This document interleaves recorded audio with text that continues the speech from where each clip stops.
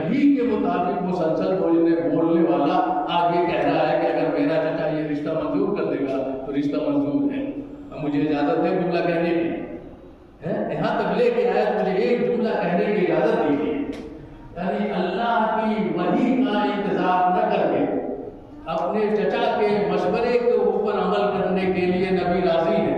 وَمَا يَنطِقُ عَنِ الْهَوَىٰ إِنْ هُوَ إِلَّا وَحْيٌ يُوحَىٰ، نبی تو بولتا ہی نہیں جب تک وحی نہ ہو، یعنی جب وحی آتی ہے تو نبی کلام کرتا ہے۔ آج یہ فرما رہے ہیں کہ چچا میرا جو مشورہ دے گا وہ اس مشورے پر عمل کروں گا۔ میں یہ جملہ یہاں پر آپ کی اجازت سے کہنا چاہتا ہوں، اگر ابو طالب کا مشورہ وحی الہی کے برابر نہ ہوتا تو کبھی نبی اکرم جناب ابو طالب کے مشورے کی رائے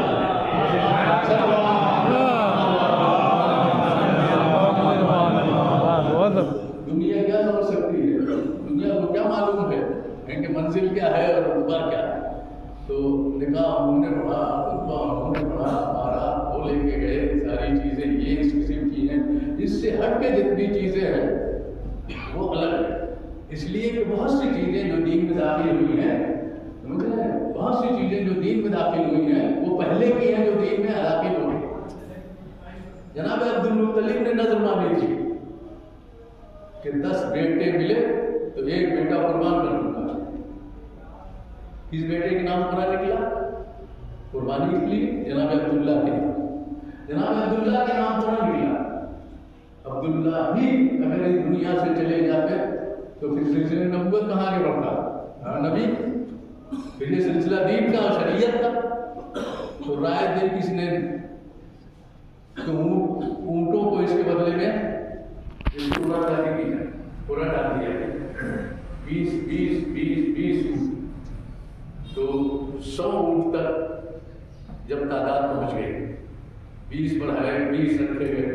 پورا جناب عبداللہ کے نام ابھی نکل رہا ہے،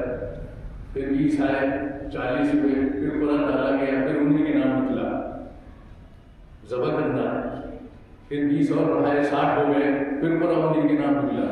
پھر 80 ہو گئے، پھر قرآن آپ ہی کے نام نکلتا ہے، پھر جب 100 اونٹ ہو گئے اب قرآن اونٹوں کے نام نکلا تو اونٹ نہر کر دیے جائیں۔